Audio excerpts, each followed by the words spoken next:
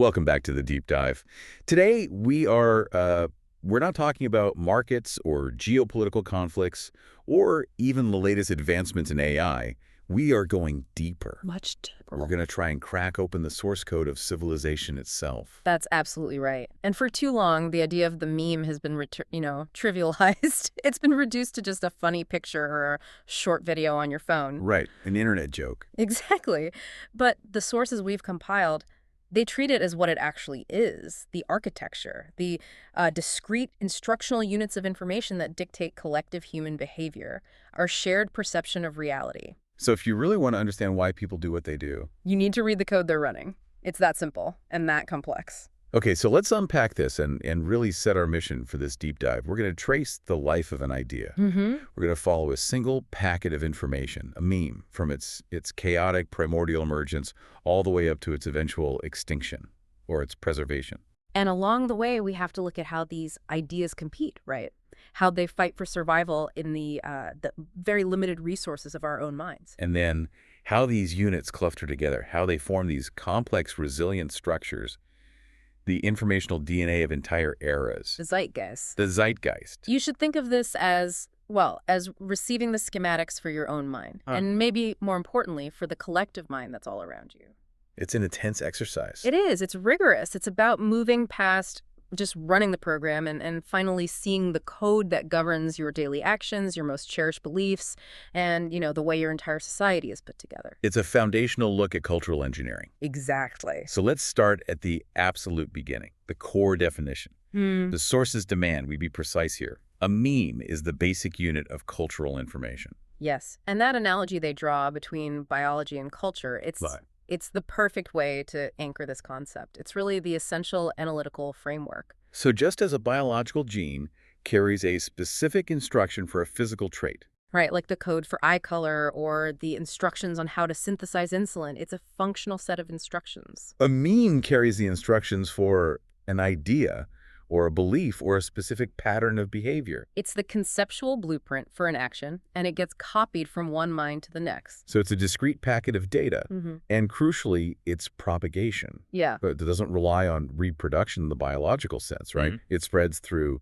imitation, communication, observation. Yeah, I don't need to, genetically transmit the knowledge of how to make fire to my child. No. I just transmit the informational unit, the meme. I show them. And that's a key difference, isn't it? The speed and the intentionality. Huge difference. And while a meme can be consciously constructed, like a political slogan that's designed to get a specific emotional response, or a really refined academic hypothesis, its success.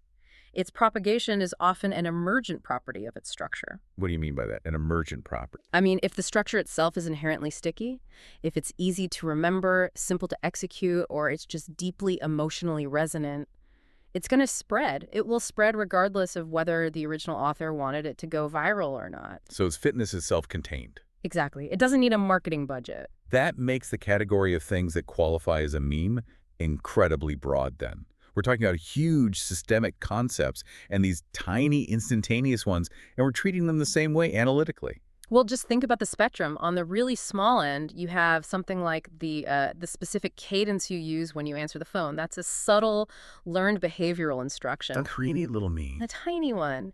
Then you move up to a shared symbol, like a simple cross or a crescent. That's an incredibly powerful, compressed instruction set. Okay. And then you get to a big economic concept, like the moral rule that debt must always be repaid. That is a massive structural memetic unit.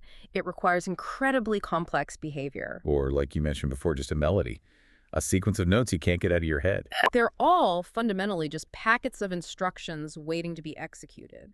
The complexity of the execution doesn't change the fact that the source code is still a discrete packet. And that's the lens we have to maintain through this whole discussion. Which brings us to the real analytical core here from the source material, the viral analogy, and specifically how the meme exists outside the mind. Right.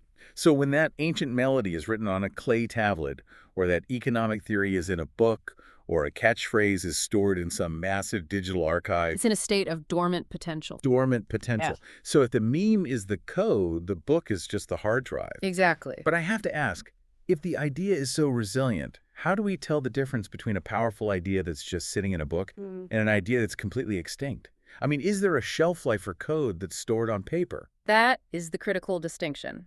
A meme only comes to life, it only influences physical reality when it successfully infects a host mind. So the book, the code, the etching on a wall, they have zero agency. None. Not until a human picks it up, reads it, processes it, and this is the key part, acts on those instructions. It's waiting for a processor. The moment it gets into you, the host, it starts actively shaping your perception. And your subsequent behavior. That's the significance. Yeah. Until the code is actually running on a brain, it's totally inert. So the physical reality of our world, what we build, how we structure our societies, the laws we follow, it's literally the output. It's the execution of this informational source code. That's it. It exists outside of physical constraints until it finds a human host, and then it becomes real, tangible. Which is why ideas are so incredibly resilient. They don't need to be constantly active in the population to survive. They just need a viable, accessible storage medium, even one that lasts for thousands of years. And they can just wait for the next generation of hosts. The physical form of the storage doesn't dictate the power of the code inside. Not at all. Okay, so the obvious follow-up question is, how does that resilient code come into existence in the first place? Right. Before it can achieve that stability and start to replicate, it has to be authored. Or, as the sources often suggest, it has to emerge chaotically from the background noise of just random social interaction and trial and error. This takes us way back then, to human origins, to what the sources poetically call the primordial social soup. What specific biological and social conditions were necessary for these first bits of information to form and actually stick. We're talking about a time when early human groups, they reached a kind of dual threshold. First, a critical social density, so enough individuals interacting regularly. Okay. And second, significant cognitive plasticity, the brain's ability to change and learn fast. But the key condition, the one thing that had to be there for the genesis of the first successful memes, was the development of high-fidelity imitation. High fidelity, so you mean the precision and the accuracy of the copy is what matters, not just the attempt. Precisely. We can picture an early human discovering a really successful survival-enhancing behavior. Let's stick with that classic example. Napping flint, making a superior, sharp cutting edge. It's not a simple motion. Not at all. It requires a specific sequence of angles, forces, movements. So if one individual tries to copy it and fails, they use the wrong force and shatter the flint, that informational sequence dies right there. It's just noise. Quiet. But if another individual successfully replicates that specific sequence of motions and forces and creates an identical functional tool, that is the moment a successful behavioral unit has been born. The successful copy is the birth certificate of the meme. That's a fascinating way to frame cultural inheritance. It only counts if the copy works and can be repeated. Absolutely. And this is intrinsically linked to the next concept, which is the compression of experience. Okay. A complex, multi-step process, the weeks of trial and error the original inventor went through, it has to be compressed into a shareable, easily recalled instruction. And that compression is where the power lies. The original experience might be chaotic, painful, resource-intensive. It is an evolutionary shortcut for the person receiving it, the host. I mean, an initial meme formation is, at its heart, an act of intense informational compression. You're reducing a whole sequence of events, a profound sensory input, a successful survival technique, into a single shareable symbol or an easily actionable sequence. It's like traffic laws. How so? Well, if you had to teach someone the entire history of why we stop at a red light every single time, you'd never get anywhere. You'd be there all day. Right. So instead, we compress it. Red means stop. And you get the benefit of safety and societal order immediately. You get to bypass the hundreds of years of trial and error that led to it. That's a perfect modern example. It explains why mythology and parables are such powerful carriers of early cultural codes. They are containers for compressed experiential data about risks, moral boundaries, survival techniques. They absolutely are. But even after that compression, the idea isn't stable yet, is it? It's still fragile, easily distorted. Correct. The next critical stage in Genesis is stabilization through repetition. A raw thought only transitions into a true meme when it achieves a stable, defensible form. This sounds like the polishing stage, where social friction hones the code. That's the perfect term for it. The initial formation is chaotic, But stabilization happens through that social friction. The idea is repeated by multiple people, it gets slightly modified, maybe it's corrected through social pressure, or just the immediate failure of the incorrect version. Until it's polished. Polished into a version that is incredibly easy to remember and, most critically, hard to distort. If the instruction set for how to knot a rope changes wildly when it jumps from mind A to mind B, it's a poor replicate. It's not fit. Not fit at all. But once that information can survive the jump with its core instruction intact, it has gained survivability. It has officially transitioned from just a transient thought into a robust, repeatable memetic unit. It's ready for mass transmission. Now that we have a stable piece of code, let's track its movement. Let's follow it through a population. The life cycle is a 4-stage progression, and it starts naturally with infection. Infection is pretty straightforward. It's just the entry into a host mind. Through any sensory channel. Any channel. Seeing an image, hearing a phrase, reading a text, or just witnessing a repeated behavior, it's the moment that data packet lands on the hard drive. But landing is just the beginning. Then we move into this crucial internal phase, incubation. And this is where the expert analysis in the sources really shines, detailing what happens inside the host's mind. Incubation is the internal integration phase, and it's deeply active. The meme doesn't just sit there inertly. It actively embeds itself into the host's existing cognitive framework. It's looking for complementary or, vulnerable areas. So think of your mind as this highly complex, layered operating system. Exactly. And this new piece of code has to find where it fits. And in doing so, it frequently alters how the host interprets all subsequent incoming information. So the meme doesn't just add a new thought. It reconfigures the filters through which all future thoughts are processed. Yeah. How specific is that cognitive alteration? It can be profound. I mean, if you successfully incubate a meme that promotes extreme skepticism towards, say, traditional medical institutions, Right. then every piece of health information you encounter after that, from a news report to your doctor's advice, it's all going to be processed through that newly installed skeptical filter. The meme creates a kind of localized confirmation bias mechanism. So it favors data that supports its own existence. Right, and it rejects data that threatens it. The result of a successful incubation is a host whose perceptual framework is now skewed in favor of the meme's instruction set. So incubation isn't passive storage. It's the active reconfiguration of the host's operating system to ensure the meme's own longevity. That is the ultimate goal. The meme alters the host in a way that makes the next two steps, execution and transmission, not just possible, but under the right stimuli, inevitable. Which brings us to execution, the moment the internal instruction manifests physically. Yeah. Give us a detailed example of this translation from abstract data to physical output. Let's use a slightly more complex example than just a handshake.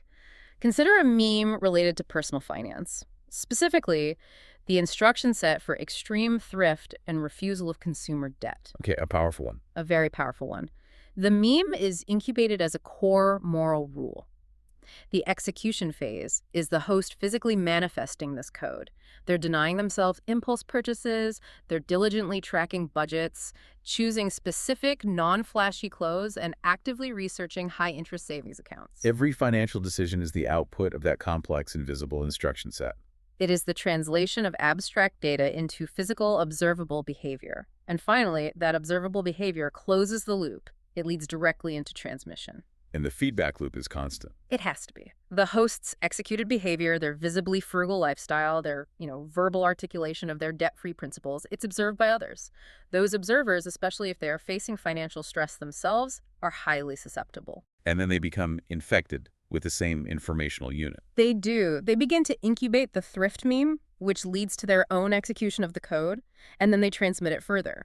This process is continuous, it's self-perpetuating. The execution of the code is also the mechanism of its own replication. It's relentless. Utterly. What's so deeply analytical about the sources is this insistence that these units, they don't exist in a passive environment. They exist in a state of constant cutthroat competition for mindshare. Absolutely. This is natural selection, but it's operating on information itself. And the limited resources are human attention, memory, and energy. Yeah, we can't remember everything, and we certainly can't execute conflicting instructions at the same time. So for a meme to persist, it has to demonstrate superior memetic fitness compared to the hundreds of thousands of rival memes fighting for that same neural real estate. And the sources, they break down the criteria for that fitness. Let's start with longevity. Longevity is all about its internal survival. How easily remembered and integrated the meme is, ensuring it lasts longer inside a single host's memory. So things like simple rhythmic patterns, strong visual associations, or Deeply emotional anchors, those give a meme longevity. For instance, a complex 10-step safety procedure might have very low longevity. You need constant retraining. but a short, memorable acronym for those same 10 steps. Will last for years without any prompting. High longevity. Then there's fecundity. That's its ability to spread rapidly across a population. Fecundity is about communication efficiency. If the idea is simple to articulate, a catchphrase, a clear symbol, and it's emotionally compelling, it ensures a rapid spread. So think about the difference in fecundity between, say, a dense, peer-reviewed paper and a 6-second video that summarizes it with a shocking graphic. The video wins every time. Even if it's less accurate, it is highly fecund. It's the meme's reproductive rate, and it's optimized for low-friction transmission. And finally, copying fidelity. This speaks directly to the stability and the purity of the instruction. A high-fidelity meme maintains its original code accurately as it moves from person to person. So if a meme mutates too much, It becomes useless. If a complex manufacturing process mutates wildly during transmission, the outputs are inconsistent. The original functional instruction set loses its power, its coherence.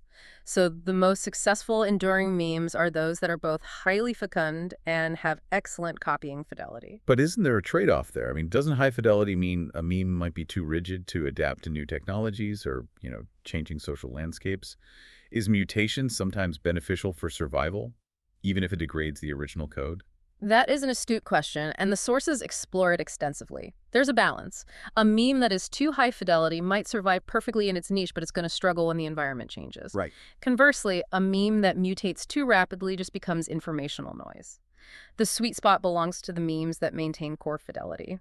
The central instruction remains intact, but they allow for subtle, surface-level mutations. Adaptations. Right, adaptations that help it fit into a new host or a new technology. For example, the core instruction of respect the leader has very high fidelity, but the way that respect is physically expressed, bowing, saluting, clicking, that's a low fidelity, adaptable surface mutation. Okay, that makes sense.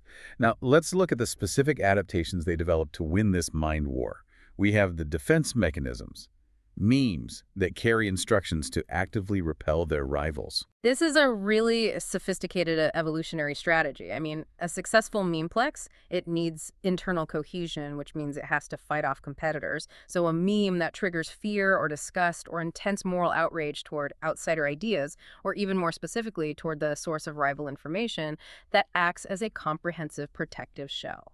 Give us a tangible example of this defensive code in action. We see it constantly in contemporary discourse. Okay. Consider a political or ideological memeplex. Within that system, you often find this instruction.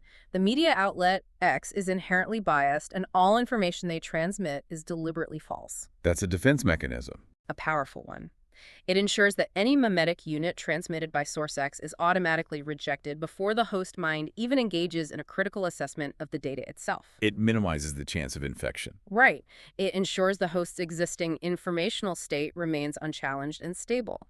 It turns skepticism into a weapon against external data. That explains why polarization is so effective. The goal isn't just to spread your own belief, it's to give your hosts a weaponized piece of code that blocks them from ever receiving anyone else's data. Precisely. And in contrast to that, we have attraction mechanisms. Inversely, some memes function as gravitational units. They pull compatible data in. So how do these gravitational units structure a host's attention? Well, these units, they intensely attract the host to specific matching symbols, ideas, or behaviors. They prime the individual to seek out, to validate, and to bond with complementary concepts. It creates a powerful lock and key effect. So if a host has incubated a meme for, let's say, a specific philosophical framework like Stoicism, Then they become a gravitational target for all Stoic texts, online communities, associated behaviors.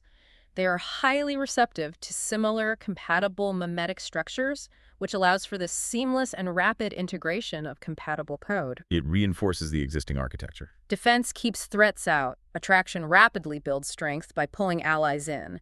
It's a comprehensive approach to system management. Moving on from competition, one of the most remarkable features of the meme has to be its sheer temporal resilience. It's astounding.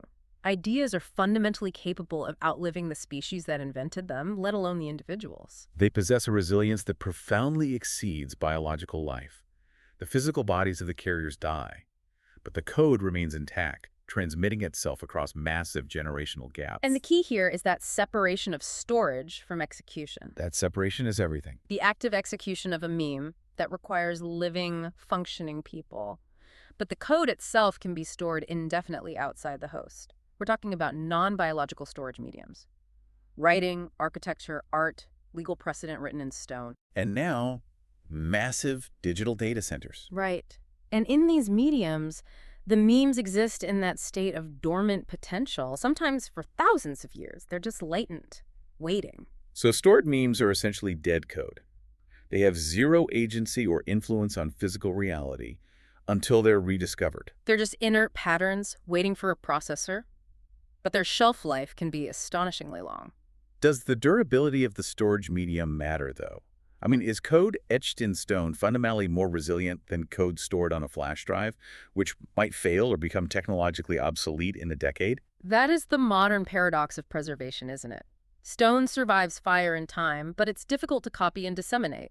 Digital data is instantaneously reproducible, super high fecundity, but it is fragile. It requires continuous technological maintenance. A series of active memes to ensure the data remains readable across generations of operating systems. You've got it. But regardless of the medium, the principle is the same: the preservation of informational integrity. Which leads us to the moment of reactivation, the glorious process where dead code is brought back to life. Right. So if a person discovers and focuses their attention on a preserved meme, say reading an obscure text from the Roman period, or uncovering the specific engineering instructions for a lost medieval technology, they effectively re-upload the code. And this re-upload is a trigger. It's a trigger. It initiates the necessary physiological and behavioral changes needed to bring that dormant concept back into an active, executed state in the present day. So when the architectural principles of ancient Greece were suddenly embraced again during the Renaissance, it wasn't just a spontaneous invention of neoclassicism. No, it was the successful re-uploading of dormant, highly stable memetic architecture code. By a new generation of hosts who suddenly had the cultural capacity to execute it. Exactly. This connects directly to the persistence of historical concepts. The clarity and fidelity of the preserved storage makes the re-upload easy. The clearer the copy, the less mutation is required, and the faster the dormant code triggers new behavioral output in a modern environment. It suddenly makes an old idea incredibly relevant again. And just as we have genesis and life, we have to analyze the terminal state. The extinction of memes. This is the complete and irreversible loss of the code. From all living minds and all storage substrates simultaneously. A true informational vacuum. And there are three primary paths to this ultimate death. The most common is host attrition and utility decay. So the meme just stops being useful, or relevant enough to justify the cognitive energy it takes to execute it. Precisely. If the instruction set is superseded by a more efficient rival, say, the detailed, laborious instruction set for using a slide rule is replaced by the simple instruction set for a digital calculator, the old meme loses utility very, very quickly. And when the last hosts who knew the original complex slide rule procedure die or just forget the instruction before passing it on, The meme goes extinct in its active form. It's no longer running in any minds. but active extinction isn't total extinction. For true death, we require substrate degradation. The permanent destruction of the backup system. Right. This means the complete obliteration of all physical records. A library fire, an environmental catastrophe that wipes out all digital data archives, or the final break in an oral tradition that was the sole container for that information. The code itself is physically destroyed. It cannot be re-uploaded. And this happened frequently to pre-literate societies whose entire cultural memory resided solely in the minds of their people. It was incredibly fragile. And then there's the most conceptually demanding form of death, semantic shift, or death through extreme mutation. This is where the names survive, but the original executable code is just gone. This is a really complex analytical distinction because it forces us to define the meme by its function and its instructional output, not just its name or its form. So if the instruction changes so fundamentally that the original intent or the resulting behavior is lost, The sources argue that the original meme is extinct. It has been replaced by a descendant that shares the family name but executes an entirely different program. can you walk us through the complexity of identifying that? of identifying informational death. Sure. Let's return to the concept of an ancient ritual. Say the original mimetic instruction for the Great Sun Festival was a complex 40-step process. It required specific astronomical observations, animal sacrifice, and a desired outcome of ensuring a successful solar return. Very specific code. Very specific. But over centuries, the steps are streamlined, the theological reasons are forgotten, the sacrifice is replaced by a barbecue, and the desired outcome shifts from solar magic to merely symbolizing community unity and historical pride. But the name remains the Great Sun Festival. Yes, but the original 40 lines of code, the instruction for astronomical calculation, the specific sacrificial protocols, they are no longer being executed. They died out. They lost utility or were deemed unacceptable. The current activity is running a new, modernized, socially acceptable set of instructions. So the original meme died, even if its shell remains. That's the argument. It raises a deep question. When does an idea simply evolve, and when does it become replaced by a functionally different successor? The difference is whether the core instruction set remains high fidelity. We've been discussing the meme in isolation this whole time, which is useful for defining the basic unit. But the reality that governs our world is that individual memes, they rarely remain isolated. They cluster together. Right, and this is where we move to Memeplexes. Because the individual unit is fragile. It is. The true power of information lies in organization and mutual protection. The sources highlight a universal pattern of assembly, just as simple atoms bond to form stable, functional molecules. Or letters combine to form words and sentences. Memes interlock to create higher-order systemic units. These are the Memeplexes. And the defining characteristic of a memeplex is that the group of individual memes becomes interlinked and, crucially, mutually supportive. They protect each other. That mutual support is the foundation of informational resilience and longevity. You're no longer dealing with a single, fragile idea. You're dealing with a comprehensive system that is designed to self-propagate. So let's analyze the function within a simplified memeplex, maybe a non-controversial social code, like queuing, standing in line. Perfect. So you have the foundational instruction, the moral rule meme. Wait your turn in the established order. This is the core behavioral guide. Simple enough. Then you have the enforcement meme. Feel a twinge of guilt or moral superiority when you see someone cut the line, and feel the need to vocalize your disapproval. This provides the internal and external punishment for breaking the rule. And a third. The transmission booster meme. This system is intrinsically fair and efficient, therefore it is worth teaching to children and defending publicly. So an ideology isn't just one big banner statement. It's 1,000 tiny, interlocking, self-reinforcing instructions working together in concert to regulate behavior. Exactly. Together, these structures form the informational DNA for entire cultures and complex ideologies.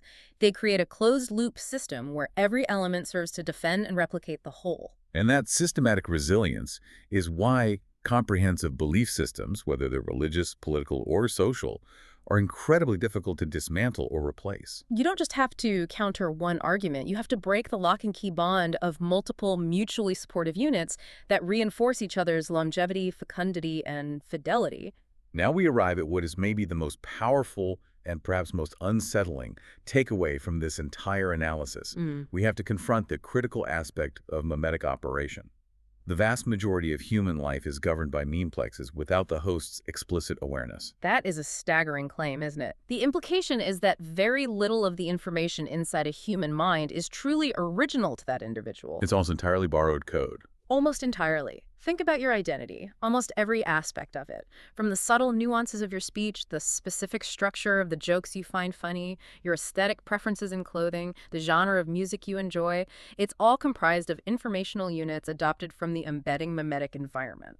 So we operate under what the sources call the illusion of choice. That's it. We think we're choosing while we are actually executing pre-existing memetic instructions that we absorbed decades ago. You don't just like that style of architecture. You are running the memetic instructions related to current aesthetic trends that tell you that style signifies wealth or good taste or historical connection. So my personality, my tastes, my entire unique self is essentially a highly customized, successful assemblage of memeplexes running in my brain, like bespoke software. Does this mean my intuition or my conscience isn't actually mine? Well, if intuition is defined as a rapid, pre-rational judgment or action, and conscience is a moral instruction set, Then yes, they are prime candidates for sophisticated, long-term, and highly successful memetic embedding. Which brings us directly to the survival value of stealth. Why is this lack of awareness so prevalent and, I guess, necessary? Because awareness poses a direct threat to stability. If I know the code, I can reject it. Right. It is in the absolute best interest of the memes and memeplexes for the host to remain unaware of their external adopted origin. If I realize that my deeply held moral certainty about a certain social taboo is actually a highly successful piece of borrowed ancient code designed to regulate group size, I might apply skepticism. you might. You might intentionally question the utility of the code in the modern context, which could lead to you intentionally unloading it or modifying it.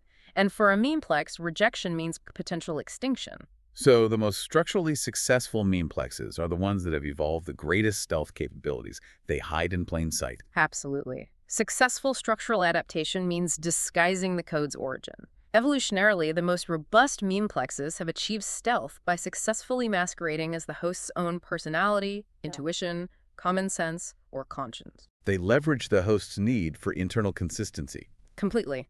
By presenting themselves as internal, inherent parts of the host's psychological makeup, they ensure continued, uninterrupted replication and influence with minimum interference.